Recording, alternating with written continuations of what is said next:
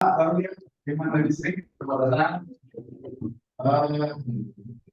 bersyukur hari ini saya percaya kalau kita datang pada hari ini untuk bersyukur karena Tuhan masih kita di dalam keseharian kita di dasar ini. Untuk pagi hari ini saya akan baca Mazmur 107 ayat 1 sampai 22. Nyanyian syukur dari orang-orang yang diutus Tuhan. Bersyukurlah kepada Tuhan sebab Dia baik. Bahwasanya selama-lamanya dekat setianya. Biarlah itu dikatakan orang-orang yang diutus Tuhan. Yang ditebusnya dari kuasa yang besar, yang dikumpulkannya dari negeri-negeri, dari timur, dari barat, dari utara, dan dari selatan.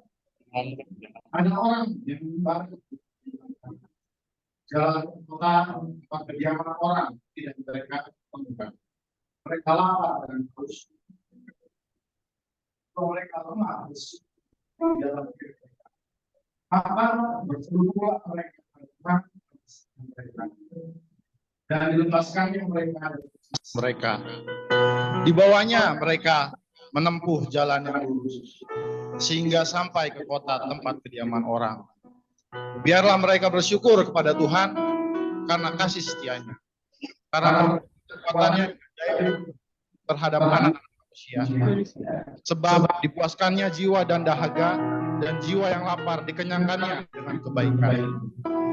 Ada orang-orang yang duduk di dalam kegelap dan kelam, kurung dalam sengsara dan sial, karena mereka memberontak terhadap perintah-perintah Allah dan menista nasihat yang mati. Maka ditundukkannya hati mereka ke dalam kesalahan. Mereka tergelincir dan tidak ada yang menolong. Maka berseru-serulah mereka kepada Tuhan dalam kesesakan mereka, dan diselamatkannya lah mereka dari kecemasan mereka. Di bawahnya mereka keluar dari dalam gelap dan kelam, dan diputuskannya belenggu-belenggu mereka. Biarlah mereka bersyukur kepada Tuhan karena kasih setianya, karena perbuatan-perbuatannya yang ajaib terhadap anak-anak manusia. Sebab dipecahkannya pintu-pintu tembaga dan dihancurkannya palang-palang pintu besi. Ada orang-orang yang menjadi sakit oleh karena kelakuan mereka yang berdosa dan disiksa oleh sebab kesalahan-kesalahan mereka. Mereka muak terhadap segala makanan dan mereka sudah sampai pada pintu gerbang maut. Maka berseru-serulah mereka kepada Tuhan dalam kesesakan mereka, dan diselamatkannya mereka dari kecemasan mereka. Disampaikannya firman-Nya dan disembuhkannya mereka. Diluputkannya mereka dari liang kubur. Biarlah mereka bersyukur kepada Tuhan karena kasih setianya, karena perbuatan-perbuatannya yang ajaib terhadap anak-anak manusia. Biarlah mereka mempersembahkan korban syukur dan menceritakan pekerjaan-pekerjaannya dengan sorak-sorai. Mari kita satu dalam doa. Bapa yang baik, terima kasih Bapa karena kasih-Mu, kasih anugerah-Mu Bapa yang senantiasa kami rasakan Bapa. Setiamu Bapa yang tiada habis-habisnya bagi kami, bahkan di dalam ketidaksetiaan kami Bapa, kasih-Mu tetap nyata Bapa. Kami datang Bapa pagi hari ini untuk bersukacita, bersorak-sorai Bapa, merayakan Bapa, menikmati Bapa, mensyukuri Bapa setiap kebaikan-Mu Bapa. Berkati kami yang datang hari ini Bapa, berikan kami juga Bapa hati dengan tulus Bapa, kami mau bersyukur kepadamu.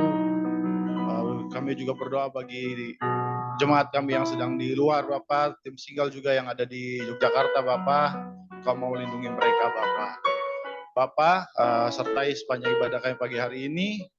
Begitu juga yang bertugas Bapa, dari Somin, Pak Charlie juga yang akan menyampaikan firman kebenaran Bapa. Kami Bapa, siapkan hati kami Bapa sebagai lahan subur Bapa, untuk kami tanami Bapa benih-benih firman kebenaran-Mu, dan di setiap hari kami akan jalani itu Bapa. Dan percaya Bapa, dengan campur kasih-Mu, firman itu akan menjadi tumbuh Bapa. Bapa yang baik, terima kasih Dalam Tuhan kasih-Mu, kami berdoa dan bersyukur. Haleluya. Amin. Selamat beribadah. Thank you. Shalom semua, selamat pagi. Luar biasa. Kalau boleh saya memohon dan meminta, brother yang masih ada di belakang, tempat yang di depan masih banyak yang kosong, bisa diisi enggak? Ya, yang di sebelah sini bisa diisi, masih kosong. Ya, karena kita hari ini sedikit, jadi kita ke depan supaya kelihatannya lebih enak ya, lebih semangat kita puji Tuhan.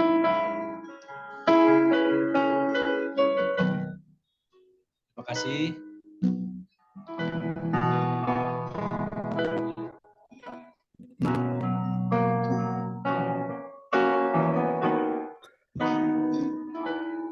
Ya, bersister yang kasih dalam Tuhan, kita semua dipanggil dan diselamatkan oleh Tuhan. Bukan keselamatan bukan untuk kita nikmati sendiri, tapi kita mau bagikan kepada orang lain yang belum ketemu dengan Tuhan, yang belum mengenal Tuhan, kasih Tuhan. Tunjukkan pada mereka bahwa Tuhan sangat mengasihi mereka karena mereka perlukan Tuhan. Kita pujikan pujian ini.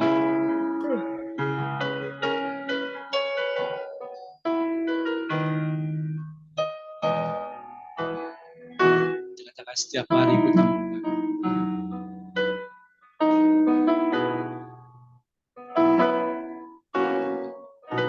Setiap hari ku temukan mereka yang terhilang,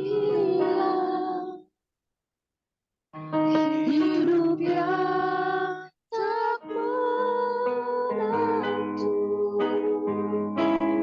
arah tujuan. Dalam tawa mereka. Dalam tawa mereka, kesimpulan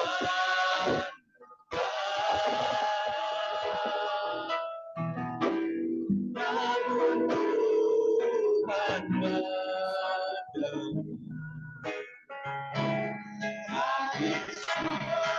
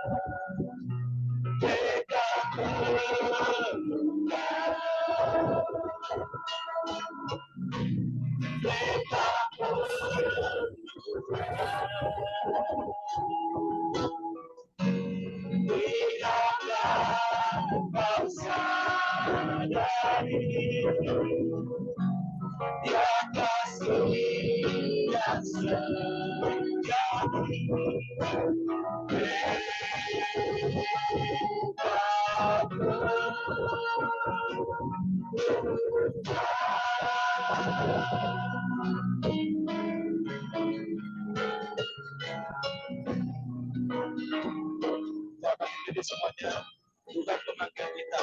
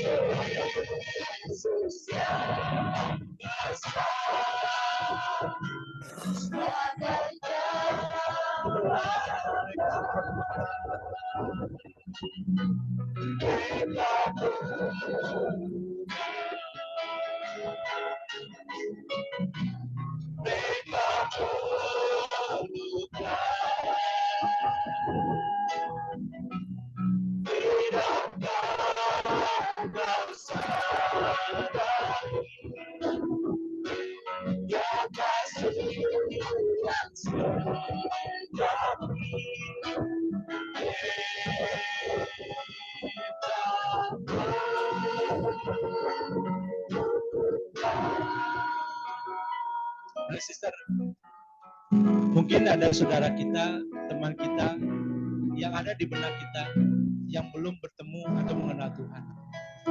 Saya berikan beberapa detik untuk kita berdoa buat mereka. Sebutkan nama mereka di dalam doa kalian supaya mereka bisa mengenal Tuhan dan jadikan kita menjadi saksi bagi mereka. Saya beri kesempatan untuk kita berdoa.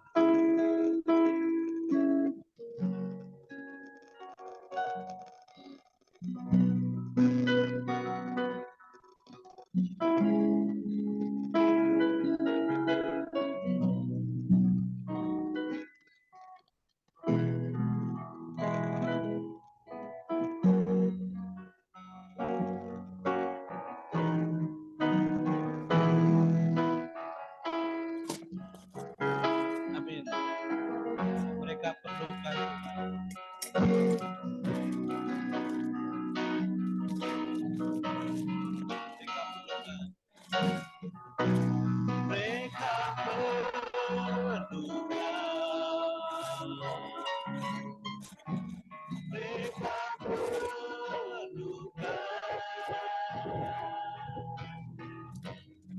kasih Yesus yang besar.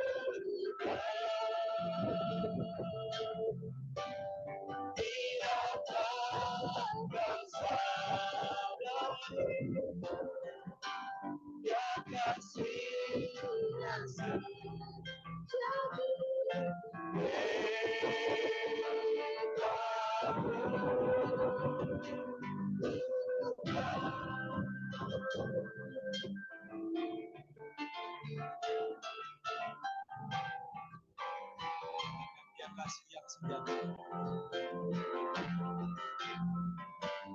Tidakkah kau sadari yang kasih yang sejati.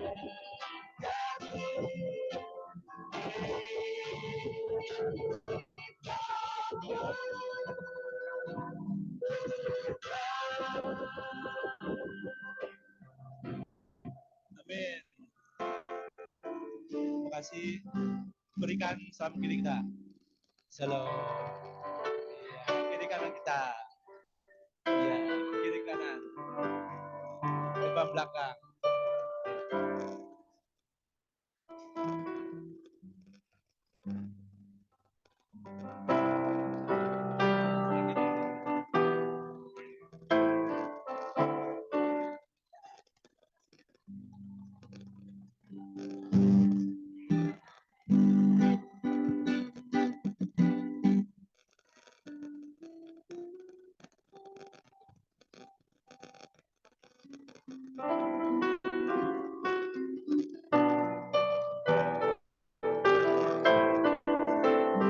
Oke, kita kembali ke bangku kita masing-masing. Nanti kita lanjut lagi fellowship ya setelah ibadah ini. Kita akan nyanyikan pujian bertemu dalam kasih-Nya, bertemu dengan kasih Tuhan. Masuk dia semua ya. Bertemu dalam kasih-Nya, berkumpul dalam anugerah-Nya, bersuka cita semua di dalam rumah Tuhan. Bertemu dalam kasih-Nya, berkumpul dalam anugerah-Nya, bersuka cita semua di dalam rumah Tuhan. Oh, saudaraku dan saudaraku, Tuhan cinta dan mengasihi. Mari bersuka cita semua di dalam rumah Tuhan.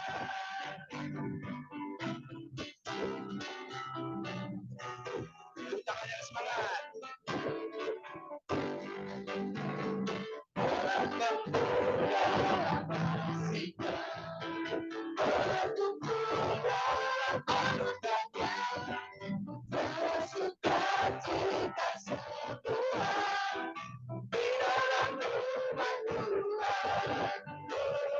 Saudaraku dan saudaraku, Tuhan cinta dan mengasihimu. Mari bersuka cita semua di dalam rumah Tuhan. Oh, saudaraku dan saudaraku, Tuhan cinta dan mengasihimu. Mari bersuka cita semua di dalam rumah Tuhan.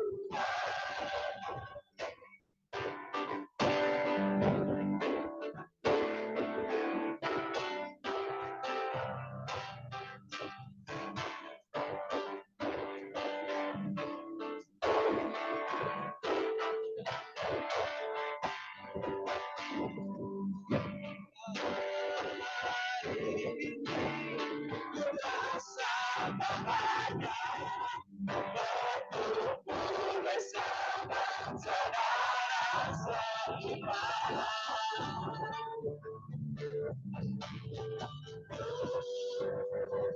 Tuhan Yesus tak satukan kita tanpa memandang di atas. Mari kita bangkit tangan semuanya.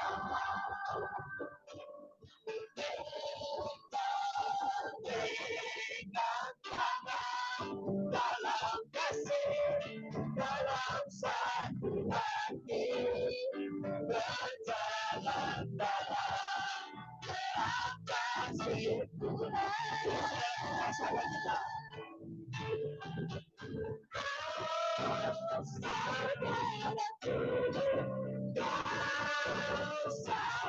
Sahabatku, tiada yang dapat memisahkan kita.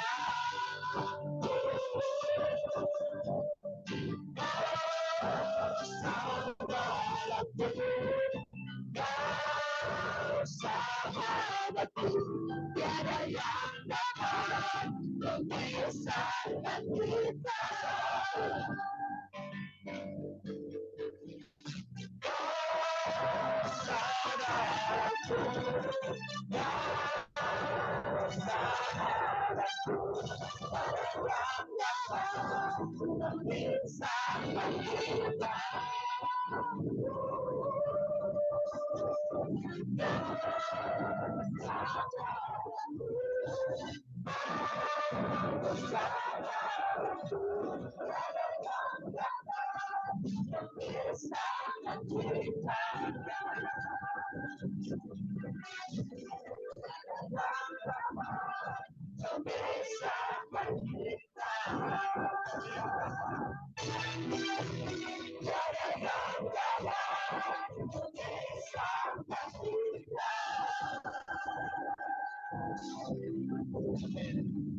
Kita semua sudah dapat Tuhan. Amin. Senang mendapat jati.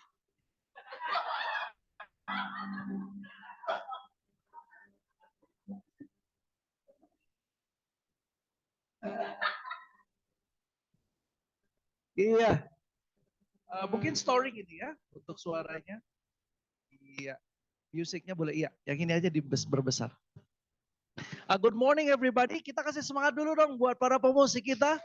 Hari ini kita dilayani oleh satu keluarga. Wow. Iya, iya. Dulu saya pikir itu Heru ternyata kayak Michael ya. Iya, mic-nya bisa tolong diperbesar sedikit lagi supaya tidak terlalu ngoyo. Halo juga yang di online. Ya, para singles lagi retret dan juga ada beberapa di antara saudara-saudari dalam jemaat yang sedang keluar kota ya. Dan kita hari ini sangat semangat. Di sini juga ada Iman dan istri. Ya, welcome dulu buat mereka ya. Iya. Dulu tuh Iman padahal ya masih imut-imut ya. Sekarang bukan amit-amit ya, bukan. Tapi sudah dewasa dia ya. Oke, thank you untuk kedatangan kalian. Semoga ini bisa menjadi satu family time yang menyenangkan ya. Saya lihat Pak Agus dan Ibu Nela juga semangat terus ya. Menjadi usher yang luar biasa. Tadi waktu bergandengan tangan, saya lihat semua orang bergandengan. Kecuali brother kita Edi yang di belakang. Dia begini tadi. Karena tidak ada di kiri dan kanannya ya. Oke, tuh langsung ditemenin ya. Harusnya temenin Cici dong, masa temenin Edi ya? Oh, karena Cici sudah ada olah, ya, ya, oke. Kalian nggak ada problem rumah tangga kan? Nggak ada, oke. Ya, cuman hanya checking aja ya. Ya, semangat banget kita memiliki satu tema yaitu seek and save. Dan ini adalah minggu yang terakhir dari bulan di mana kita ingin memiliki hati belajar dari Yesus untuk dapat membantu mencari dan menyelamatkan yang hilang. Saya mengajak kita semua untuk dapat mempersiapkan hati kita terlebih dahulu. Mari kita berdoa. Terima kasih Tuhan untuk pagi hari ini kami boleh memuji dan menyembah Engkau. Terima kasih kalau kami hari ini boleh belajar daripada Kristus Yesus, Tuhan Allah dan Juru Selamat kami, tentang bagaimana hidup di dunia. Tuhan, kalau kita bekerja di perusahaan ada SOP. Kalau kita ada motor atau mobil ada buku panduannya. Bagaimana cara mengendarai atau merawat mobil dan motor dengan baik. Satu-satunya buku panduan di dalam kehidupan kami sebagai seorang manusia, ciptaan Engkau, hanya satu, yaitu firman-Mu ya Tuhan. Ketika kami belajar terus-menerus daripada firman-Mu setiap hari, kami sebenarnya sedang menyesuaikan hidup kami dengan hidup yang Kau inginkan. Kami sedang menyelaraskan pikiran kami dengan pikiran Engkau. Kami sedang merubah hati kami untuk bisa menjadi sesuai dengan apa yang Kau kehendaki. Dan ketika kami sesuai dengan buku panduan, yaitu firman-Mu, maka tidak akan terjadi sesuatu yang dapat mengancam jiwa keselamatan kami. Problem, pergumulan, masalah, cobaan boleh datang silih berganti, tapi kami tidak akan jatuh tergeletak. Engkau akan selalu memberikan kami kekuatan dan jalan keluar setiap kali kami di dalam pencobaan. Itu yang Paulus katakan di 1 Korintus 13 ayat ke-10.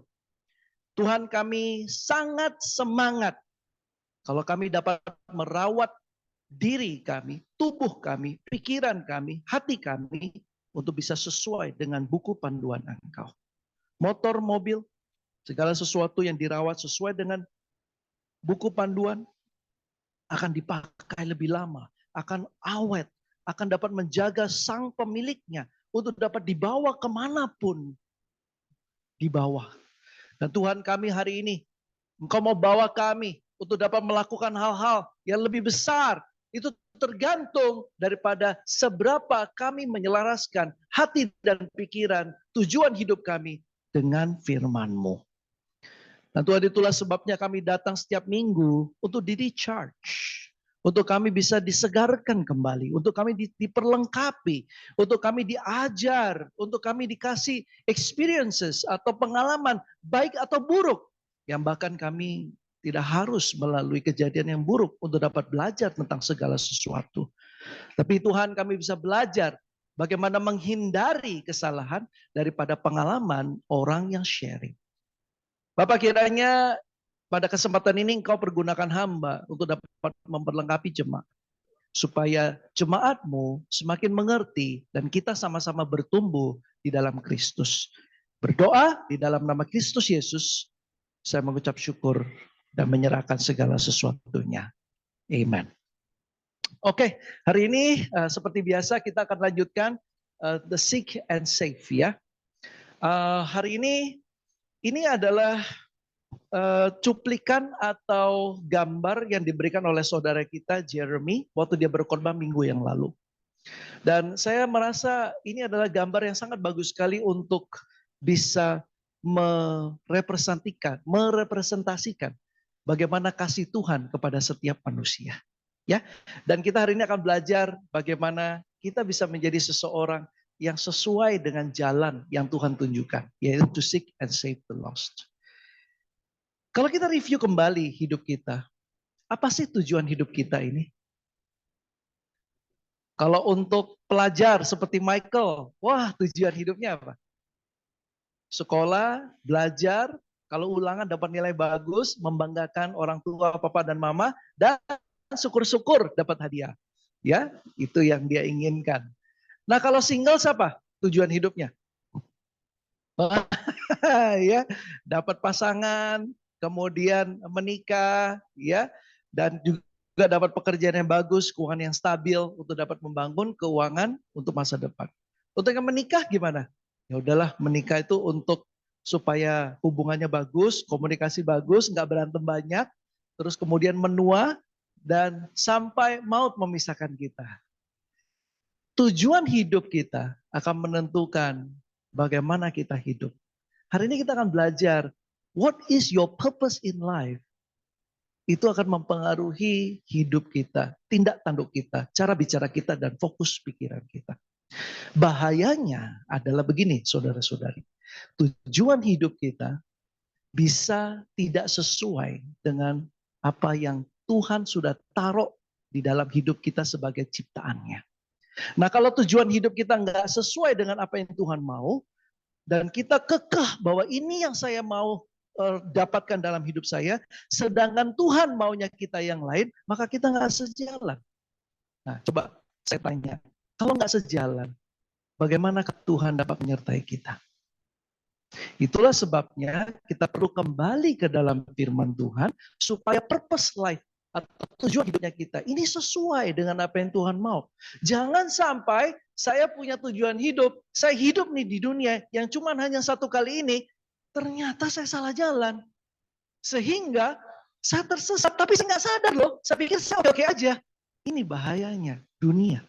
Dan dunia bisa mengecoh kita sedemikian rupa, komunitas bisa membelokkan kita punya tujuan hidup, sehingga kita nggak lagi sesuai dengan apa yang Tuhan kehendaki.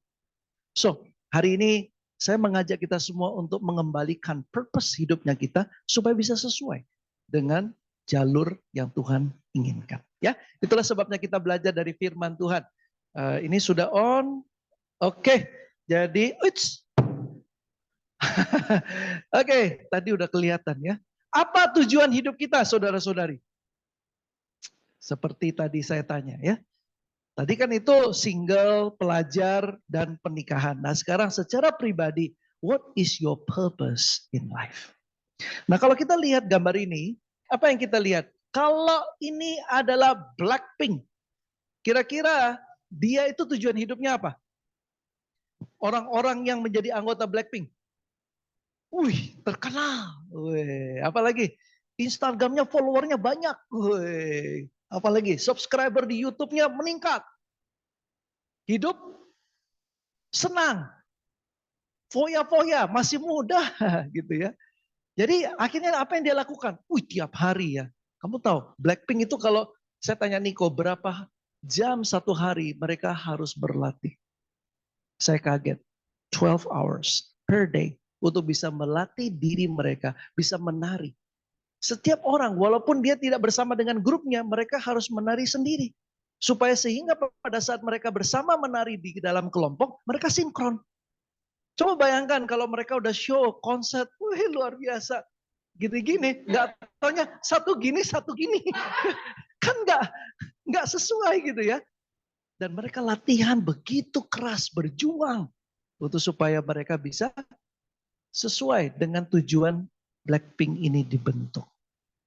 Lihat ya, tujuan hidup seseorang berpengaruh terhadap setiap tindakannya. Bagaimana dengan ini? Waduh, bintang Hong Kong yang tak lekang dengan waktu ya.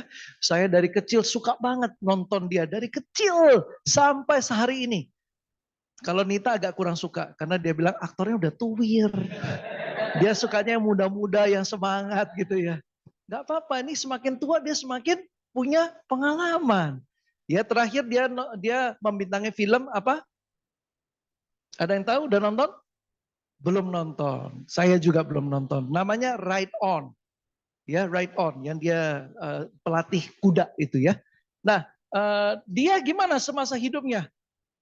Lahir dari keluarga yang tidak mampu. Kemudian dia pengen membantu orang tuanya. Apa yang dia lakukan? Dia mati-matian. Dia belajar. Dia nggak pernah belajar acting nih saudara-saudari. Dia nggak pernah sekolah acting, nggak pernah. Tapi dia belajar. Pertama jadi apa? Stuntman terlebih dahulu. Dan dia yang stuntman itu yang artis utamanya itu belaga, dipukul, terus jatuh. Nah, yang terus kemudian bergulir-gulir itu. Nah, artis utamanya nggak gulir-gulir. Yang bergulir-gulir itu adalah stuntman-nya. Nah, Jackie Chan inilah yang menjadi stuntman. Jatuh daripada tingkat berapa, kemudian ditendang kena meja lah, mejanya pecah. Kemudian jatuh dari, macam-macam dah. Kalau kita lihat Rumble in the Bronx, kemudian segala macam film-filmnya itu. Dia tujuan hidupnya adalah untuk itu juga. Dan dia akan melakukan segala cara di dalam segi tindak tanduk, di dalam setiap hari kehidupannya dia. Mikirin, ini gimana saya supaya aman waktu jatuh. Gimana supaya saya bisa memproduksi film dengan lebih banyak. Gimana supaya kru-kru saya bisa. Jadi everything what he's done itu mempengaruhi setiap tindakannya. Bagaimana dengan Thomas Alva Edison? Berapa kali penemuan dia sebelum penemuan dia diakui oleh dunia? Ada yang tahu? Wah, nanti coba lihat ya. Google, nanti di Google. Ini, ratusan kali sebelum dia menemukan bohlam ini bisa nyala. Oke, kegagalan demi kegagalan dia harus hadapi. Tetapi itu tidak memutuskan niat dia untuk menemukan, untuk dapat manusia bisa lebih baik. Coba bayangkan, kalau tiap hari lilin terus di dalam rumah kita, gelap lilin. Kemana-mana jalanan cuma aja lilin. Gak bisa, perlu ada perkembangan. Dan untuk itu dia bersedia mendedikasikan waktunya, energinya, pikirannya untuk supaya bisa menemukan gimana caranya supaya ada lampu pijar. Hari ini lampu-lampu ini semua berdasarkan dari si orang ini yang menemukan. Dan itu sangat luar biasa sekali. Fokusnya, jumlah waktu kerjanya, tenaganya, pikirannya, uangnya, hidupnya. Wah, semua dia curahkan untuk supaya bisa ada lampu. Ngerti maksud saya sampai di sini, brother dan sister? Jadi kalau gitu tujuan hidupmu apa? Hari ini yang memakan waktu lebih banyak, yang lebih banyak menggunakan pikiran kita, tindakan kita itu apa? Ya itu tujuan hidupmu udah. Itu adalah tujuan hidupmu. Pertanyaannya, apakah tujuan hidupmu sesuai enggak dengan tujuan hidup yang Tuhan mau? Jangan-jangan kita udah lakukan segala sesuatunya seperti yang tadi saya bilang, sesat. Maksudnya tersesat, tidak sesuai dengan apa yang Tuhan mau. Ya, so jadi kita perlu tahu apa tujuan anak manusia datang ke dunia. Ini baru kita selaraskan. Kalau tadi itu tujuan daripada dunia. Tapi sekarang tujuannya Tuhan datang ke dunia untuk apa? Ya, kita lihat di Kejadian 3 ayat ke-15, di mana setelah kejatuhan daripada Adam dan Hawa, apa yang terjadi? Manusia terputus hubungannya dengan Tuhan. Adam dan Hawa tidak bisa lagi hidup di Taman Eden. Jadi harus keluar. Dan gak bisa masuk kembali. Itu putus langsung. Aku akan mengadakan permusuhan antara engkau dan perempuan ini, antara keturunanmu dan keturunannya. Keturunannya akan meremukkan kepalamu dan engkau akan meremukkan tumitnya. So, that's what God says. Jadi mulai saat ini, kamu gak bisa jadi satu lagi sama aku. Dan kamu tahu, mulai hari ini, kamu akan terjadi permusuhan. Dan itu terjadi. Jadi anak manusia datang adalah bukan untuk supaya membuat kita menjadi kaya. Ada pengajaran toh, ikut Yesus, kamu akan kaya. Bukan itu. Kalau kamu ikut Yesus, kamu akan sukses. Gak ada dalam firman Tuhan seperti itu. Tapi yang benar adalah anak manusia datang adalah untuk membantu kita memperoleh keselamatan. Supaya seteru yang tadi ini dihapuskan. Sehingga hubungan antara manusia dengan Tuhan yang tadinya berdosa bisa memperoleh hubungan dengan Allah yang kudus. Itu purpose-nya. Kenapa Yesus datang. Untuk mendamaikan manusia yang berdosa dengan Tuhan yang kudus. Jadi kalau gitu, di Lukas 19 ayat 10 menjelaskan betul-betul fokusnya Yesus untuk datang ke dunia itu untuk apa. Sebab anak manusia datang untuk mencari dan menyelamatkan yang hilang. To seek and save the lost. Nah sekarang, refleksi lagi dalam hidupnya kita. Apakah hidupnya kamu dan saya fokusnya benar nggak? Seperti fokus Yesus untuk mencari dan menyelamatkan orang hilang. Nah kalau orang tuh fokusnya mencari dan menyelamatkan yang hilang, itu apa yang dia akan pergunakan dengan waktunya? Dia mikirnya apa? Tindak tanduknya gimana? Kalau ketemu sama orang, apa yang dia bicarakan? Itu semua tujuan hidup kita terlihat dari apa yang kita bicarakan, apa yang kita pikirkan, dan bagaimana perbuatannya kita. My questions adalah, your purpose in life sesuai nggak dengan the purpose of Jesus? Ya, mari kita seinikan. Oh, Pak, kalau gitu semua jadi pendeta dong. Enggak. Tapi dimanapun kita berada, kita bekerja. Kita ibu rumah tangga. Kita juga ada kegiatan, aktivitas, pekerjaan, dan lain-lain. Tanggung jawab. Tapi fokus utamanya kita adalah ini. Sama dengan Yesus. Pada saat kita bekerja. Saya mau kasih tahu kalian. Dulu waktu di mana saya paling banyak berbuah adalah waktu di mana saya bekerja. Oke? Jadi waktu bekerja itu paling enak. Ketemu dengan begitu banyak orang. Membangun persahabatan dengan orang-orang saya tidak pernah kenal sebelumnya. Kenapa? Ya mereka kenal saya dan saya mau kenal mereka. Dan waduh, pertemanan ya banyak ya. Tapi ketika menjadi murid Yesus, pertemanan mulai berkurang.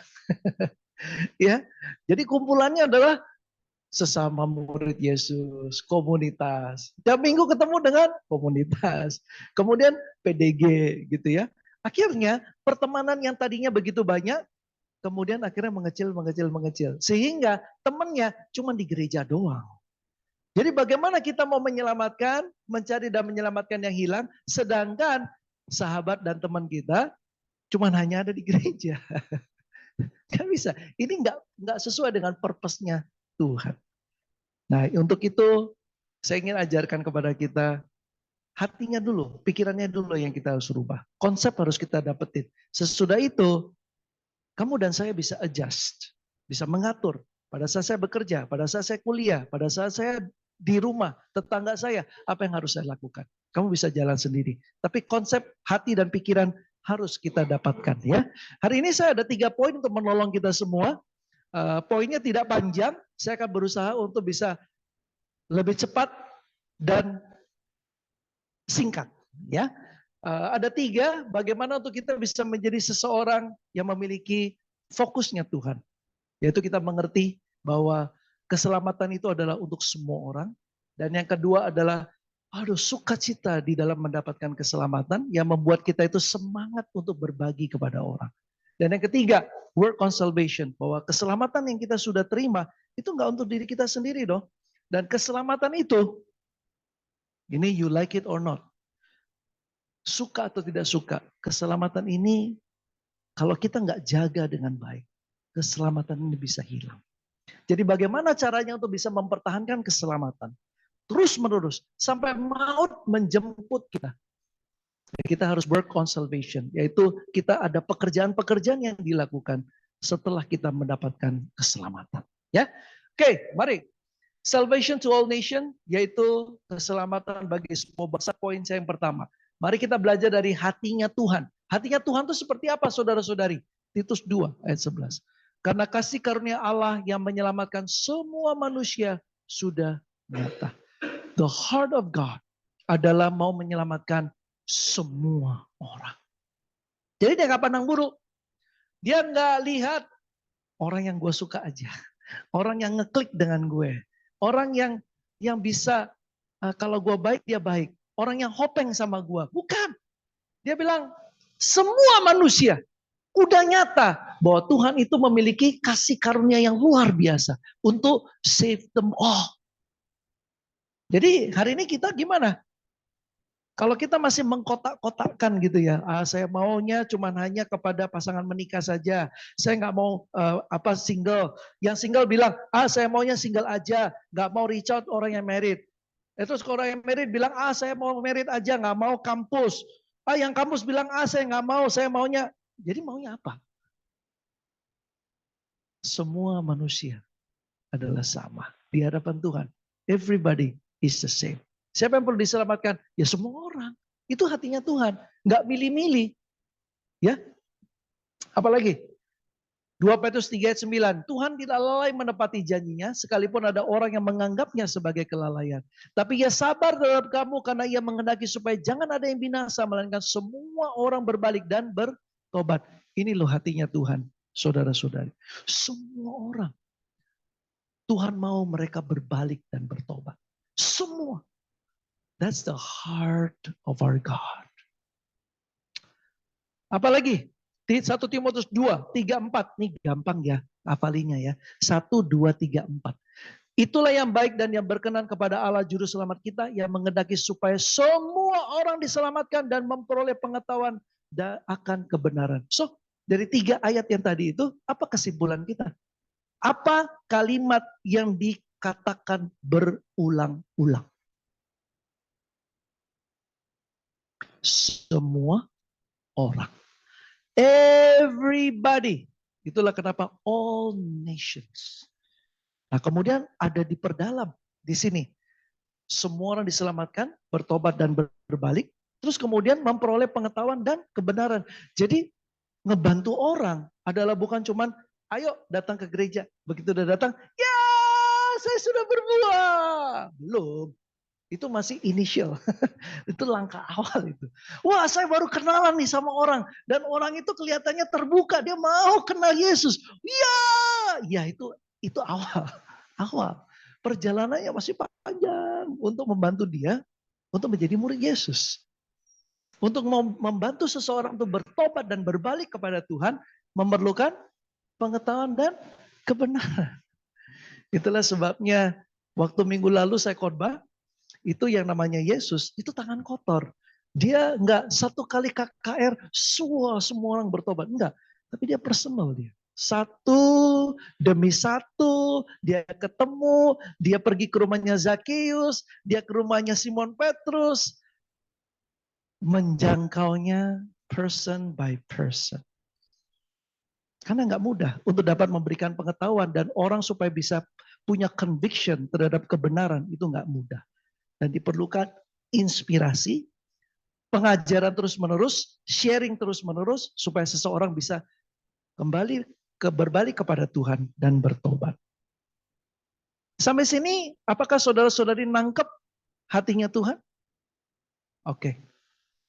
Waktu saya dulu belajar Alkitab, inilah yang saya pelajari. Dan ketika ini dibukakan, saya cross check, bandingkan dengan hati saya. Alamak, hati saya jauh dari ini.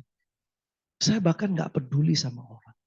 Orang mau selamat, orang mau kenal Tuhan, orang nggak kenal Tuhan, tak peduli. Hati saya tertutup. Makanya minggu lalu saya bilang, kalau orang itu mendatangkan keuntungan buat saya baru temenan. Kalau enggak, ya enggak. Wah gimana?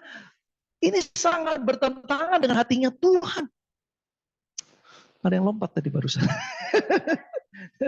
Iya. Nggak kelihatan ya? Oh, oke. Saya aja yang sadar berarti ya. Jadi saya tertusuk. Saya kemudian bilang kepada Tuhan bahwa Tuhan ampuni saya karena saya nggak sesuai dengan apa yang kau kehendaki. Tujuan hidup saya salah. Tujuan hidup saya tersesat di tengah-tengah dunia. Dan untuk itu saya perlu merendahkan hati saya untuk ada orang lain membimbing saya, untuk mementoring saya, untuk mengcoaching saya, untuk dapat mengcounseling hati saya yang terluka. Jadi diperlukan ada orang-orang di sekitar saya untuk dapat membantu saya supaya sehat secara emosional, secara fisik, dan secara kerohanian. Gak bisa sendirian saudara-saudari, mau cari Tuhan, bertobat dan berbalik, memperoleh pengetahuan dan kebenaran. Kagak bisa sendirian, sulit banget. Itulah sebabnya hari ini saya mengajak kita semua untuk melihat, membandingkan diri hati kita, tujuan hidupnya kita dengan hatinya Tuhan dan tujuan hidupnya Yesus. Sesuaikan itu. Gimana caranya Pak supaya bisa sesuaikan? Nanti pelan-pelan. Mudah-mudahan dengan nanti di akhir poin ketiga kita udah ngerti gimana caranya untuk switch dan akhirnya hidup kita benar sesuai dengan apa yang Tuhan inginkan. Ya.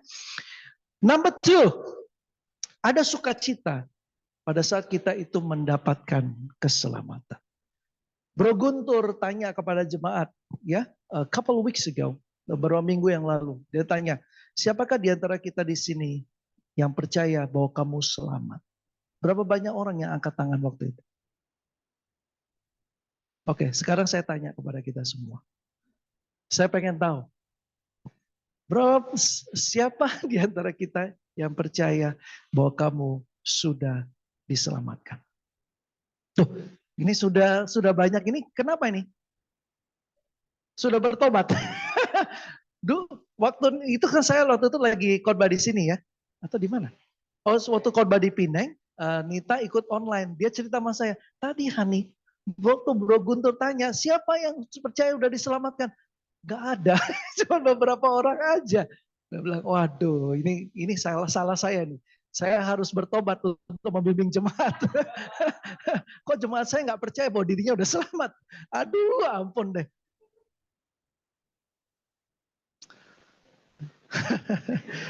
Yesus mati, saudara-saudari, untuk membantu kita untuk selamat. Tapi untuk selamat kita diperlukan hal-hal yang menjadi bagiannya kita. Ada bagiannya Tuhan. Nanti kita jelaskan seperti itu. Ya, saya dulu merasa saya sudah diselamatkan. Tapi waktu lihat Alkitab belum. Mengapa? Karena masih begitu banyak hal yang saya nggak sesuai dengan firman Tuhan dan nggak ada yang membimbing saya. Nggak ada yang memberitahukan, menyatakan kesalahan. Pertama, tidak ada yang mengajar saya secara konsisten. Tidak ada yang menyatakan kesalahan saya secara konsisten. Atau memperbaiki kelakuan saya. Atau mendidik saya di dalam kebenaran. Kagak ada. Jadi saya jalan dewek. Saya ke gereja udah. Jadi saya pikir saya udah diselamatkan. Nah begitu saya waktu belajar Alkitab, ditanyain begitu, saya semangat bilang saya diselamatkan. Begitu buka Alkitab. Charlie, coba kamu lihat Lukas. Ya, Lukas 9:23. Syarat menjadi murid Yesus salah satunya adalah menyangkal diri. Apakah kamu menyangkal diri? Enggak. Dosa aku terabas terus. Oke, kita buka Yohanes 14 ayat 14 sampai 15. Dikatakan Yesus, orang-orang mengetahui bahwa kamu adalah murid-muridku jikalau kamu mengasihi satu sama. Do you love other people? Enggak juga. Wah, dikasih tahu ayat-ayatnya, semuanya begitu ini di cross check dengan firman Tuhan. Saya bilang, saya nyerah. Saya masih belum sesuai dengan firman Tuhan. Saya masih belum diselamatkan dan saya perlu dibantu untuk bisa mendapatkan keselamatan. Itu. Dan hari ini saya so happy dengan keputusan saya. Dengan menyatakan bahwa saya hilang, itu berarti kerendahan hatian saya diuji sama Tuhan. Tuhan mau saya mengakui keadaan. Saya sadar dengan keadaan saya dan saya memohon bantuan sehingga saya bisa dibantu. Kalau orang nggak sadar bahwa dia punya kelemahan, ya dia kalau dibantu pun ya gimana ya? Saya pikir saya nggak ada kelemahan, ngapain saya dibantu? Nggak akan bisa. Seseorang akan bisa berubah kalau dia sadar bahwa ada sesuatu dalam diri dia yang masih nggak benar dan perlu ada orang lain membantu dia. Ada banyak blind spot yang di dalam hidup kita yang nggak ketahuan, tapi orang lain bisa lihat dengan jelas, tapi kita nggak sadar. Itu banyak banget. Kalau itu blind spotnya nggak dibukakan, nggak diajari, dan akhirnya tidak bertobat, bagaimana kita bisa menikmati sukacita keselamatan ini? Ya, ini agak dalam, gak apa-apa ya saudara-saudari. Karena waktunya saya di Cirebon gak banyak soalnya. Jadi saya mau kasih hal-hal yang lebih dalam ya. Mari kita lihat lebih dalam lagi. Di Ibrani 2 ayat 10. Sebab memang sesuai dengan keadaan Allah yang baginya dan olehnya segala sesuatu dijadikan, yaitu Allah yang membawa banyak orang kepada kemuliaan, juga menyempurnakan Yesus yang memimpin mereka pada keselamatan dengan penderitaan. This is the goodness of God. Kebaikan hatinya Tuhan. Jadi tadi itu the heart of God, hatinya Tuhan. Kita udah tahu semua orang perlu diselamatkan. Yang kedua, kebaikannya Tuhan. Tuhan ini mau kasih keselamatan buat siapa saja yang mau datang kepada dia. Hanya orang yang sadar diri dan mengakui bahwa dirinya perlu Tuhan, Tuhan baru bisa bekerja. Kalau enggak, kita jadi mediocre atau suam-suam kuku. Ada seorang anak kecil, dia waktu itu udah diperiksa sama dokter gigi. Dan begitu selesai diperiksa, anak kecil ini bilang, terima kasih Tuhan Yesus. Kemudian si dokter gigi bilang, wah ya gini, percaya sama Tuhan Yesus kan gak kelihatan, dia gak bisa ngomong sama kita. Kok kamu percaya sih? Iya, saya mengucap syukur kepada Tuhan Yesus. Karena Tuhan Yesus udah membantu saya, gigi saya bisa sembuh hari ini. Allah, nggak ada. Kalau Tuhan Yesus ada, kenapa ada penderitaan? Kenapa masih ada kemiskinan? Kenapa masih ada peperangan? Kalau itu semua masih ada, katanya Tuhan baik dan mengasihi. Harusnya itu semua ditiadakan. Kemudian anak kecil ini bilang gini, Dok, dokter gigi kan mentreatment banyak pasien sakit gigi. Kenapa kok masih banyak orang sakit gigi? Dokter tuh bilang, iya kenapa ya kok banyak orang sakit gigi ya? Iya, karena orang banyak sakit gigi akan bisa sembuh kalau orang yang sakit gigi itu datang ke dokter gigi. Baru dokter gigi itu bisa membantu dia merawat dan akhirnya menyembuhkan giginya. Begitu juga dengan Tuhan Yesus. Wah, dokter giginya langsung ngeh loh. Iya ya. Jadi keadaan dunia ini memang kacau. Jadi setiap personnya perlu datang kepada sang healer atau penyembuh yang sebenarnya supaya bisa dapat kesembuhan. Terus dokter itu tanya, jadi gimana caranya supaya bisa ngobrol sama Tuhan Yesus? Berdoa saja. Ini anak kecil. Dia berdoa saja. Tuhan akan dengarkan doa kita. Terus bagaimana saya tahu dia bicara sama saya? Dengan membaca firman Tuhan. Firman Tuhan itu kalau kita baca itu adalah perkataan Yesus. Wah, dokter giginya bertobat waktu itu.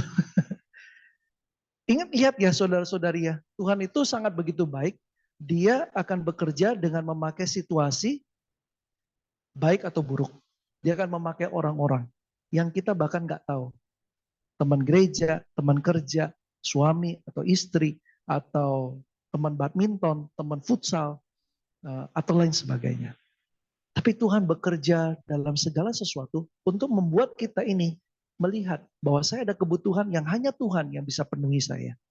Saya akan datang kepada dia supaya saya sembuh. That's the goodness of God. Tapi hanya apabila kita datang kepada dia. Kalau nggak datang, ya wis. Bagaimana? Dokter sehebat apapun, kalau kita datang, kemudian nggak mau diperiksa, kemudian kalau dikasih obat pun nggak mau minum obatnya, dikasih tahu treatmentnya nggak mau menjalankan treatmentnya, ya mana bisa sembuh. Kita harus ngikutin apa yang menjadi kehendak sang dokter, baru kita sembuh.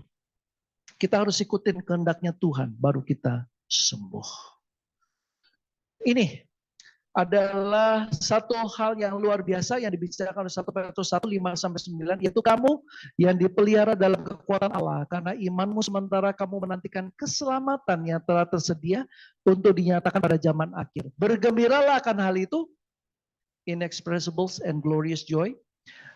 Sekalipun sekarang ini kamu seketika harus berduka cita oleh berbagai pencobaan. Maksud semuanya itu ialah untuk membuktikan kemurnian imanmu yang jauh lebih tinggi nilainya daripada emas yang fana. Jadi Petrus lagi bicara kepada jemaat yang saat itu sedang di dalam saat yang gak bagus, penganiayaan. Buku 1 Petrus mengajarkan kepada saya bagaimana bisa bersuka cita di tengah yang gak baik. Buku-buku yang saya suka itu adalah pada saat pencobaan atau yang gak bagus, itu ada beberapa. 1 Petrus, Filipi, The Book of Joy, itu kesukaan saya. Jadi saya baca aja. Dan ini sangat bagus. Ketika kamu di dalam pencobaan, kamu harus berduka cita. Tetapi pada saat kamu sedang berduka cita, kamu bisa bergembira. Loh, ini kan kontradiksi ya. Lagi berduka cita, kok bisa gembira? Lagi dalam pergumulan, tapi kok bisa bersuka cita? Bisa. Oleh karena apa? Keselamatan yang sudah ada diberikan sama kita. Itu aja udah cukup. Gak apa-apa deh. Istilahnya gini. Gue di bumi ini cuma 70-80 tahun. Syukur-syukur 90 tahun. Ya. Itu kalau dipenuhi dengan duka cita pun gak apa-apa deh. Yang penting setelah saya meninggal, saya berada di surga. Selama-lamanya. Karena saya mengikuti apa yang Tuhan kehendaki. Dan itu adalah hal yang inexpressible and glorious joy. Nah, jadi pada akhirnya sekalipun kamu sekarang tidak melihatnya, kamu bergembira karena sukacita yang mulia dan yang tidak terkatakan karena kamu telah mencapai tujuan imanmu, yaitu keselamatan jiwamu. Jadi jangan takut terhadap apa yang ada di bumi. Yang dapat menghancurkan kita punya fisik saja. Tapi yang harus kita takuti adalah Tuhan yang dapat menghancurkan fisik dan jiwa roh kita. So, kalau kita sudah dapat keselamatan yang begitu luar biasa, Petrus bilang, ini adalah sukacita yang mulia, glorious joy, dan yang tidak terkatakan, inexpressible. Karena keselamatan kita sudah terima. Brother dan sisterku yang terkasih, onsite maupun online. Hari ini ketika keselamatan sudah kita terima. Ini gratitude-nya kita bisa lihat gak bahwa keselamatan yang Tuhan berikan secara cuma-cuma itu adalah hanya oleh karena kebaikan hati Tuhan. Sehingga saya hari ini bukan oleh karena saya. Bukan karena saya berhak untuk diselamatkan. Saya ini orang baik loh. Saya ini orangnya gak ngapa-ngapain. Saya tuh gak pernah gini gitu kayak Bro Erik, gak pernah saya. Saya gak pernah gitu. Wah, kayak Bro Charlie, wah gak pernah, jauh saya. Baik sekali saya ini orangnya. Gak ada. None of us, none of human being yang baik. Yang benar cuma hanya Yesus saja. Oke, nah kalau kita diselamatin, aduh, that's the goodness of God. Ya. Poin yang terakhir yang ketiga. Oke, lebih semangat dong ya. Udah mau berakhir nih. Oke. Yang pertama tadi kita ngerti tentang hatinya Tuhan. Kedua kita ngerti tentang kebaikannya Tuhan. Kalau Tuhan udah baik banget, kita datang sama dia. Yang penting kita datang, Tuhan akan kasih keselamatan itu sama kita. Tapi ketika kita sudah mendapatkan keselamatan, apa yang harus kita lakukan? Nah ini yang penting. Jika kita merasa sudah mendapatkan keselamatan, ini adalah pekerjaan-pekerjaan yang perlu kita lakukan. Oke, langsung masuk. Filipi 2:12. Hai saudara-saudaraku yang kekasih, kamu senantiasa taat, karena itu tetaplah kerjakan keselamatanmu. Dengan takut dan gentar, bukan saja seperti waktu aku masih hadir, tapi terlebih pula sekarang waktu aku tidak hadir. Jadi Tuhan yang sudah memberikan keselamatan, tugasnya kita nggak bisa, berdasarkan saya minta keselamatan dari Tuhan, nggak bisa. Keselamatan itu bagiannya Tuhan, Tuhan yang kasih secara cuma-cuma. Kalau Tuhan nggak mau kasih juga bisa, tapi ini Tuhan kasih dengan luar biasa. Nah, setelah kita terima itu, kita dibilang di sini, kerjakan keselamatanmu. Work on your salvation. Maksudnya apa, saudara-saudari? Ini loh, dan jadilah sama seperti bayi yang baru lahir yang selalu ingin akan air susu yang murni dan yang rohani supaya olehnya kamu bertumbuh dan beroleh keselamatan jika kamu benar-benar telah mengecap kebaikan. You will grow. Grow up in your salvation. Jadi kalau kita selamat, you have to grow up. Jadi dari bayi rohani perlu bertumbuh menjadi lebih mature, lebih dewasa lagi. Grow up. Grow up-nya dalam hal apa, saudara-saudari? Like newborn babies, crave pure spiritual milk so that by it you may grow up in your salvation. Now that you have tasted, the Lord is good. Jadi kalau kita udah menikmati bahwa, aduh Tuhan baik banget ya dalam hidup saya ya. Saya akan grow up my salvation. Saya akan bertumbuh. Keselamatan adalah dasar utama saya. Iman adalah dasarnya saya. Tapi sudah itu, fondasi saya nggak cuma gini-gini aja. Saya akan bertumbuh. Saya akan lebih lagi. Lebih lagi. Nah, untuk lebih dan lebih lagi itu diperlukan pekerjaan yang harus kita lakukan. Nggak bisa orang mau dari kurus kemudian bisa menjadi berotot seperti Bro Edi kalau nggak latihan seperti Bro Edi. Nggak bisa. Kalau mau memiliki body atau otot seperti Bro Edi, ya harus latihan. Nggak bisa kita bilang, bro, saya mau seperti Bro Edi, tapi saya mau bermimpi saja. Berandai-andai saja. Nggak bisa. You have to work on your salvation. Work. Sebab sekalipun kamu ditinjau dari sudut waktu, kamu seharusnya menjadi pengajar. Kamu masih perlu lagi diajarkan azas-azas pokok dari pernyataan Allah dan kamu masih memerlukan susu bukan makanan keras. Sebab barang siapa memerlukan susu ia tidak memahami ajaran tentang kebenaran. Sebab ia adalah anak kecil. Tapi makanan keras adalah untuk orang-orang dewasa yang karena mempunyai panca indera yang terlatih untuk membedakan yang baik daripada yang jahat. Jadi grow up-nya gimana? Udah, kita perlu grow up dalam pengetahuan dan juga dalam kebenaran. Dan kemudian kita work lagi, nanti saya akan jelaskan apa saja. Kita tumbuh. Nah, tumbuhnya itu harusnya jadi pengajar, sharing.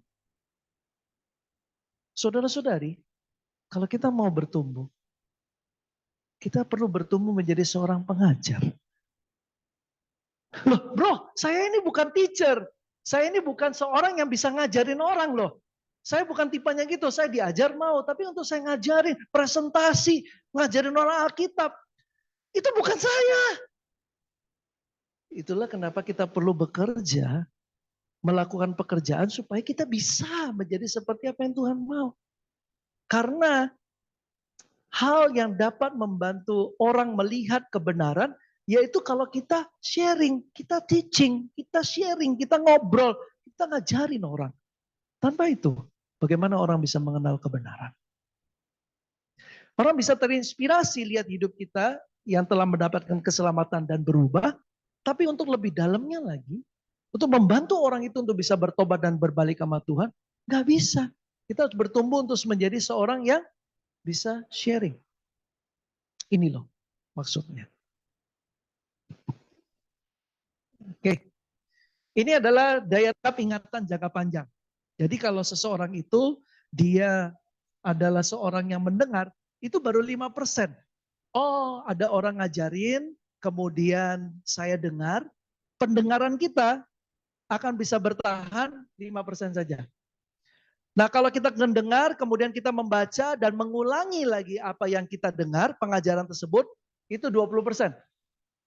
Nah, kalau kita dengar, kita pelajari kembali, kemudian kita ulang lagi, dan kemudian kita mendiskusikan kepada orang atau dalam grup, ini baru 50%. Kita ingatnya akan apa yang diajarkan itu 50%. Itulah kenapa pentingnya kita ada PDG atau diskusi dalam grup kecil. Atau kalau selesai ibadah, waktu makan, kita sharing sebentar. Itu tujuannya adalah untuk ini, supaya melekat di dalam benak kita.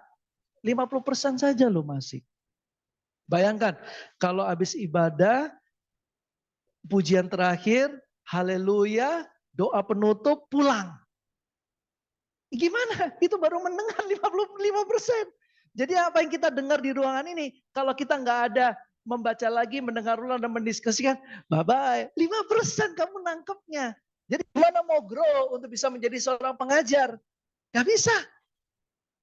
Jadi perlu dengar, baca, mendengar ulang, diskusi. Nah, ada lagi yang akan membantu kita untuk mengingat lebih lama lagi, yaitu kalau kita melakukan.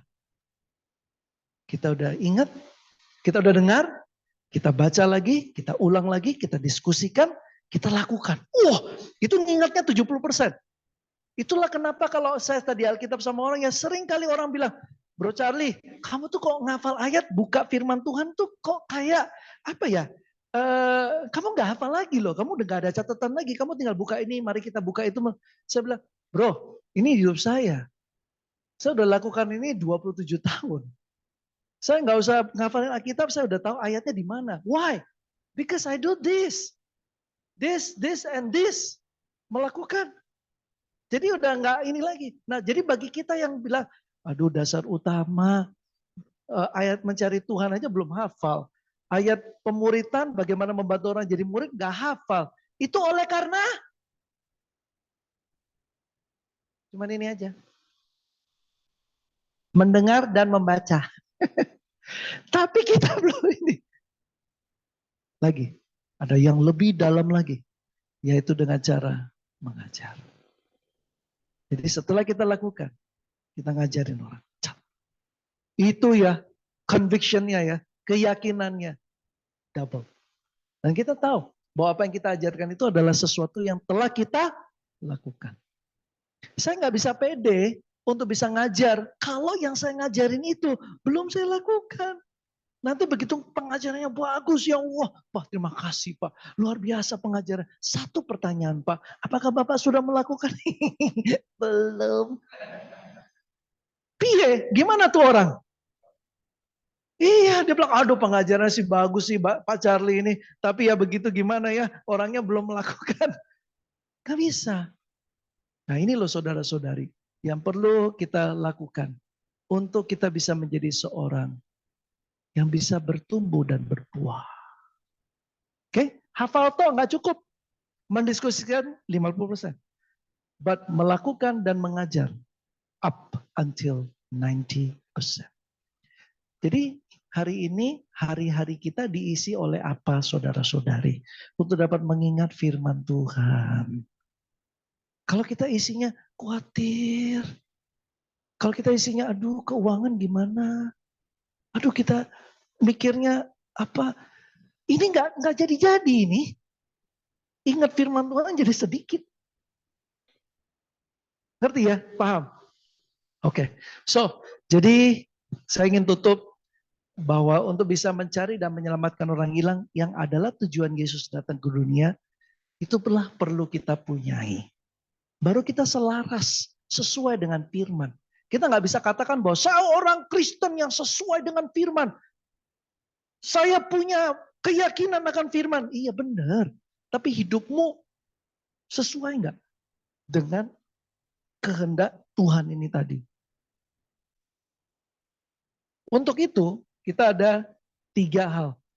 Dan mari kita melihat bahwa kasih Tuhan pengen menyelamatkan semua orang. Kita jangan pilih-pilih. Lihat siapapun orangnya. Apakah itu bawaan kita, apakah itu orang yang gak kita kenal, apakah itu tetangga kita. Aduh, saya dalam hidup saya pengen sekali membantu siapapun yang Tuhan hadirkan dalam hidup saya.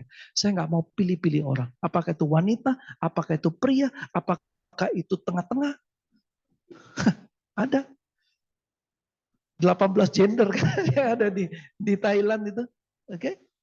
Saya pengen siapa saja. Karena itu hatinya Tuhan untuk save all nations. Yang kedua, kalau punya yang namanya sukacita di dalam keselamatan, itu akan membantu saya untuk bisa lebih semangat lagi untuk membantu orang menjadi murid Yesus. Yang ketiga, Perlu ada keselamatan, perlu dijaga dengan takut dan gentar. Tapi untuk itu, maka saya perlu menjadi seorang pengajar, sharing firman, melakukan firman. Bukan hanya menjadi pendengar dan mengingat ulang, tapi melakukan, membicarakannya, dan juga mengajarkannya.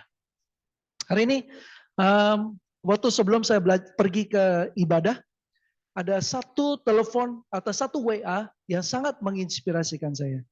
Bahwa ada seorang saudara yang teks saya, bro, terima kasih karena 25 tahun yang lalu kamu membantu saya menjadi murid Yesus. Saya tidak akan pernah lupa apa yang kamu lakukan terhadap saya. Waduh, saya lihat WA-nya, saya kasih tahu langsung sama Nita, yaitu Charles Setiawan. Oke, dan saya bilang, I always be grateful. Saya selalu bersyukur kepada Tuhan, melihat bagaimana Tuhan menggunakan hidup kamu untuk dapat melayani jemaat. Oke, bayangkan saudara-saudari, begitu banyak orang kalau kamu dan saya selamatkan. Dan satu ketika nanti, ketika di surga, orang-orang itu datang kepada kita dan bilang, bro, sis, thank you ya. Dulu waktu saya lagi putus asa, kamu datang dan kamu membantu saya untuk selamat. Bro, sis, thank you so much. Waktu itu saya mau bunuh diri, tapi nggak jadi oleh karena kamu menghentikan saya dan kamu mengajarkan saya firman. Berapa banyak tangisan oleh karena sukacita ketika kita menyelamatkan sebanyak mungkin jiwa.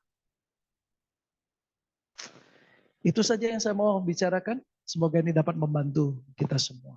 Mari kita berdoa. Tuhan Bapa kami yang baik, terima kasih untuk waktu ini. Engkau memberkati kami semua dengan satu waktu untuk bisa saling belajar satu sama lain, mendengarkan kesaksian satu sama lain. Biarlah Tuhan, kami terus-menerus belajar dari firman-Mu, untuk menjadikan firman-Mu sebagai landasan dan fondasi, buku panduan, panutan di dalam kehidupan kami, supaya kami bisa sesuai dengan apa yang Kau kehendaki. Terima kasih Tuhan untuk kesempatan yang Kau beri. Ketika kami telah mendapatkan keselamatan, kami tidak mau menyia-nyiakan keselamatan itu. Tapi kami mau work on salvation. Kami akan tetap mengerjakan keselamatan itu. Ada hal-hal yang kami lakukan. Kami akan diajar, kami dibimbing, kami akan mendiskusikannya, kami akan melakukannya terlebih dahulu secara pribadi dan mengajarkan kepada orang lain. Maka firman-Mu Tuhan, itu akan lebih tertanam di dalam pemikiran kami. Dan itu akan menjadi satu conviction yang kuat yang kami akan bawa sampai kami mati. Terima kasih Tuhan untuk waktu ini. Kiranya Kau memberkati jemaat terus-menerus bertumbuh. Biarlah Kau memberkati singles yang hari ini retret. Kau memberkati Mas Markus yang ada di Libanon. Kau memberkati brother sisters kami yang ada di rumah. Kiranya Engkau senantiasa mengasihi, memberikan belas kasihan Kau, dan menumbuhkan kami semua. Dalam nama Yesus kami berdoa. Amen. Kita akan komuni dan sebelumnya Ola akan bawakan pujian dan setelah itu Pak Charlie akan memimpin kita dalam komuni.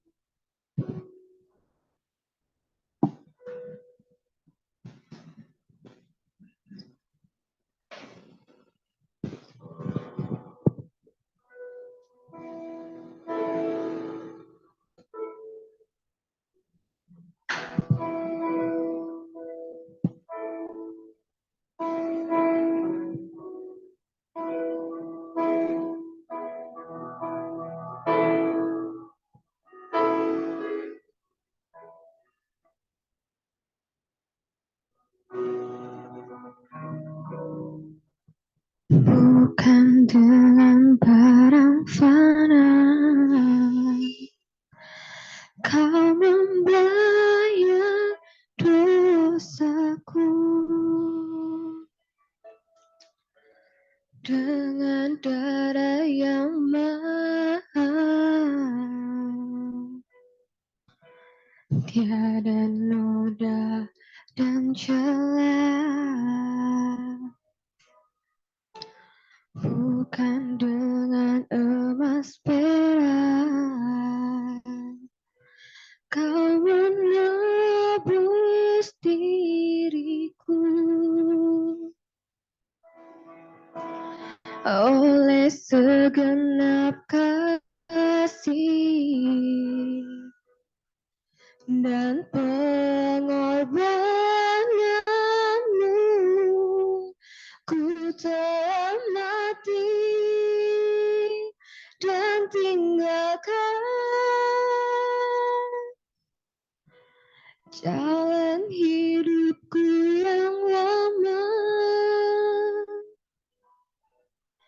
Semuanya sia-sia dan tak berarti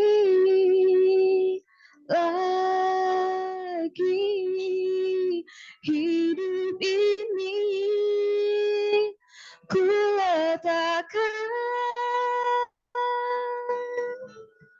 pada mezbah-Mu ya Tuhan.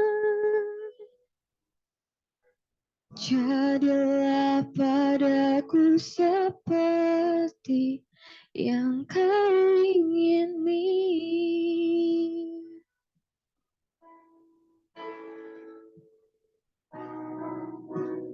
Bukan dengan barang fana Kau membayar dosaku, dengan darah yang mahal, tiada noda dan celah. Bukan dengan emas perak Kau menebus diriku, oleh segenap kasih dan pengorbananmu, ku telah mati dan tinggalkan jalan hidupku yang lama. Semuanya sia-sia dan tak berarti lagi. Hidup ini ku letakkan pada mezbah-Mu ya Tuhan. Jadilah padaku seperti yang Kau ingini.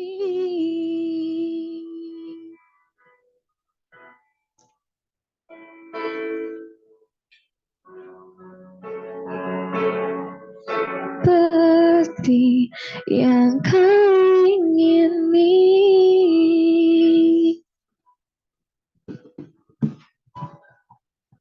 Thank you, Ola. Mari kita mengambil roti, saya akan bacakan di 1 Korintus pasal ke-11. Sebab apa yang telah kuteruskan kepadamu telah kuterima dari Tuhan, yaitu bahwa Tuhan Yesus pada malam waktu Ia diserahkan mengambil roti, dan sesudah itu Ia mengucap syukur atasnya, Ia memecah-mecahkannya dan berkata, inilah tubuhku yang diserahkan bagi kamu. Perbuatlah ini menjadi peringatan akan aku. Mari kita makan roti yang melambangkan tubuh penderitaan Yesus.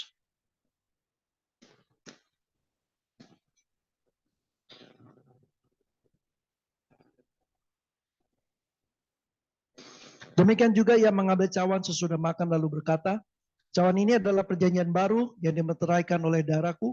Perbuatlah ini setiap kali kamu meminumnya menjadi peringatan akan aku. Mari kita minum anggur yang melambangkan darah pengorbanan Yesus. Sebab setiap kali kamu makan roti ini dan minum cawan ini, kamu memberitakan kematian Tuhan sampai Ia datang. Mari kita berdoa. Terima kasih ya Tuhan, Engkau telah memberikan kami waktu untuk bisa mengingat akan perjamuan kudus yang Kau lakukan pada hari terakhir bersama dengan murid-murid-Mu. Kami bersyukur kalau kami mengingat akan pengorbanan-Mu. Kami bersukacita dan bersyukur karena tanpa kematian Engkau, kami tidak akan pernah dapat menjalin hubungan dengan Bapa yang kudus. Terima kasih Tuhan, Kau berikan kami kesempatan. Kau berikan anakmu yang tunggal untuk sebagai bukti bahwa begitu besar kasih karunia yang Allah berikan kepada kami yang berdosa ini. Tuhan, kami yang seharusnya tidak layak, Engkau layakkan. Maka sudah seharusnya Tuhan kami begitu bersyukur meluap-luap melihat bagaimana rencana keselamatan itu hadir ada di dalam hidup kami semua. Bapa, kami belajar bagaimana seseorang yang diselamatkan itu tidak hidup untuk dirinya sendiri, tetapi dia akan hidup untuk memuliakan Engkau. Hidupnya akan terpancar daripada kesehari-hariannya.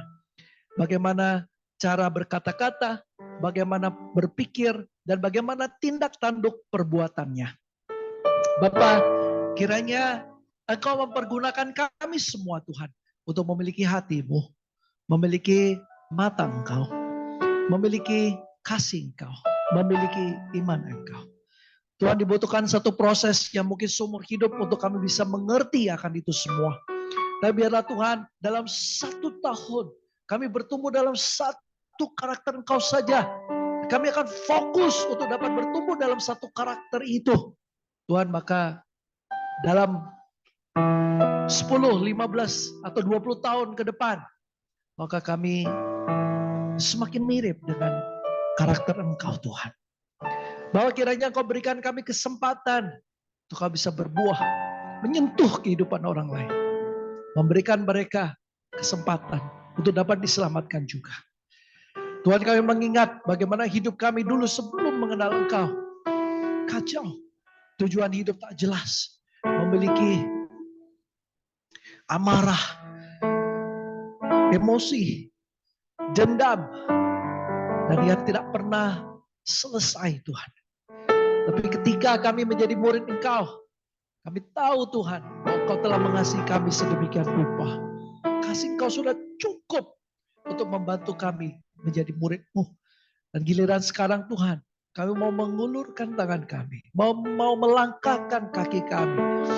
Kami mau memberikan perhatian kepada orang-orang yang membutuhkan kasih Engkau. Tuhan, pakailah hidup kami Bapa. Inilah aku, utuslah aku. Dalam nama Kristus Yesus kami berdoa dan mengucap amen. Terima kasih Pak Charlie untuk firman Tuhan, dan juga hari ini Pak Charlie luar biasa karena sudah khotbah dan juga bermain musik ya, luar biasa.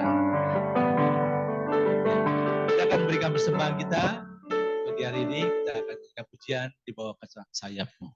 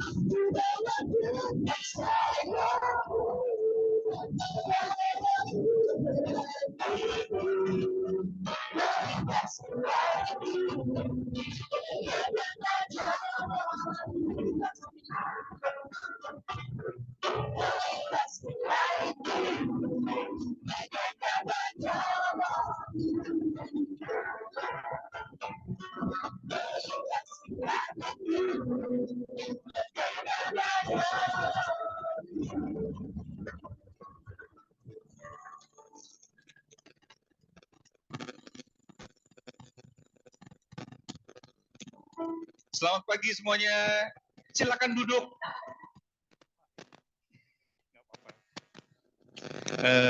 Terima kasih Pak Charlie ya, Pak Charlie-nya Punita yang sudah memberikan pelajaran begitu panjang kali lebar sama dengan luas ya.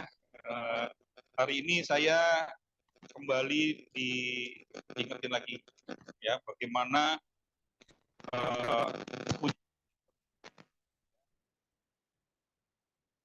keselamatan kita sudah diberikan, sukacita kita sudah bersukacitakan keselamatan itu, dan sekarang apa yang mau kita kerjakan untuk keselamatan itu.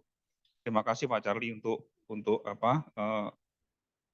sudah mengingatkan kami semua. Jadi kita perlu belajar lagi ya. Memang ya tugasnya murid belajar terus, nggak pernah berhenti ya untuk belajar. Kalau memang ada yang kurang ya harus diulang lagi, mau nggak mau ya. Dan mau melakukan itu yang paling penting tadi yang Pak Charlie sudah sampaikan. Kita semua punya pergumulan masing-masing untuk melakukan, tapi kita punya juga kewajiban bahwa kita sudah diselamatkan dan kita harus memampukan diri kita juga melakukan apa yang Tuhan sudah lakukan seperti yang Tuhan lakukan pada kita. Itu sih yang saya dapat Pak Charlie. Terima kasih banget. Terima kasih juga untuk keluarga Pak Heru yang sudah memberikan. Terus ini Bro Hendrik juga ya, Hendriknya Dewi, wah luar biasa ya. Hari ini jadi song leader ya, ya. Jadi Freddy Rumina ya, semua ya, Pak Agusnya Bunelanya Pak Agus juga ini ya sudah melayani di Aser ya, mungkin nanti melayani juga di Songmin ya kan. Terus kita semua coba, saya juga kayaknya mau nyoba kayak Pak Charlie nih, kayaknya keren juga gitu. Tapi kok nggak tahu bisa apa enggak, tapi dicoba nantilah gitu. Ajarin Erik ya. Erik terima kasih udah juga bantu di multimedia ya. Tapi soundnya memang agak-agak ribet tadi ya, nggak seperti ngecas karburator mobil ya Erik ya, beda memang. Ya jadi itu, terima kasih sekali semuanya sudah melayani hari ini. Apa yang sudah kita dapat hari ini bisa menjadikan benar-benar bukan hanya sebagai pelajaran saja, tapi bisa kita lakukan dalam kehidupan kita sehari-hari. Itu ada pengumuman untuk minggu depan sudah bulan Mei ya, kita sudah masuk ke bulan Mei, sudah hampir setengah tahun kita lewati ya, nggak terasa. Jadi ya bersyukur kita meskipun dengan kondisi yang seperti ini Pak Charlie ya, kita masih ada ya, tetap saling menyemangati, tetap menjaga satu sama lain, saling menyemangati ya. Minggu depan 7 Mei itu ada ibadah minggu di Geraha JBN jam 9 seperti biasa. Kemudian persembahan khusus dan perpuluhan kita bisa kirimkan ke rekening di 3583405281. Kemudian ada donor darah minggu tanggal 21 Mei ya. Kita akan coba yang takut-takut jarum suntik, jarum itu ya kita coba nih sekarang. Kita coba ya. Kemudian jam 11 ya, setelah ibadah ini berarti ya. Setelah ibadah kita persiapkan fisik dan mental kita ya, nanti di tanggal 21 Mei ya. Lanjut, ada lagi Pak Freddy. Oh, sudah cukup. Terima kasih Leni untuk pengumumannya. Terima kasih pada Tuhan juga hari ini kita sudah merayakan ibadah dengan lancar ya, meskipun ada sedikit ya biasalah kalau ada hambatan ya, jalanan juga nggak semulus yang kita lalui kan, tapi kita bisa lewati gitu. Nah, mari kita tutup dengan doa, mari kita persatukan hati, dan bersatu dalam doa. Bapak mengucap syukur dan terima kasih untuk pagi hari ini, Engkau telah sertai kami dari awal hingga akhir ibadah ini berjalan dengan baik Tuhan. Bapak terima kasih untuk Pak Charlie yang sudah memberikan sharingnya firman Tuhan yang mengingatkan kami kembali bagaimana kami yang sudah diselamatkan ini ikut berusaha dan mau berperan untuk keselamatan untuk banyak orang. Bapak, kami juga bersyukur untuk kesehatan Bunita dan semua jemaat yang saat ini dalam kondisi yang mungkin dalam sakit penyakit Tuhan. Engkau telah bisa pulihkan, lambat laun bisa semuanya pulih kembali dengan sehat Tuhan. Bapak, bantu kami semua supaya kami juga tidak hanya sehat fisik, tapi juga sehat rohani Tuhan. Bantu kami untuk terus bertumbuh, untuk terus berusaha dengan sekuat hati kami, dengan sepenuh hati kami Tuhan. Agar kami melakukan apa yang menjadi tanggung jawab kami, bukan karena kekuatan kami, Tuhan, karena memang kami merasa bahwa Engkau telah menyelamatkan kami. Engkau telah memberikan banyak kepada kami, sehingga apa yang kami lakukan benar-benar untuk kemuliaan Engkau, bukan untuk kesenangan kami, untuk keinginan-keinginan kami, tapi memang untuk kemuliaan kerajaan-Mu saja. Bapak, biarlah apa yang sudah kami dapat dari firman Tuhan tadi, kami bisa terapkan dalam hidup kami sehari-hari. Kami bisa kerjakan, kami bisa lakukan Tuhan, terutama di dalam keluarga kami Tuhan. Dengan anak-anak kami, dengan istri suami kami semua bisa menerapkannya dengan benar sesuai dengan firman Engkau. Terima kasih Tuhan untuk segalanya, terima kasih untuk kasih-Mu yang begitu luar biasa kepada dalam hidup kami semua di sini. Berkati kami semua dalam nama Tuhan Yesus, kami berdoa dan mengucap syukur. Amin. Terima kasih Mas Pi. Kita ada di penghujung ibadah kita. Kita akan akhiri ibadah kita. Saya undang kita berdiri semuanya. Tiba saatnya kami berkumpul.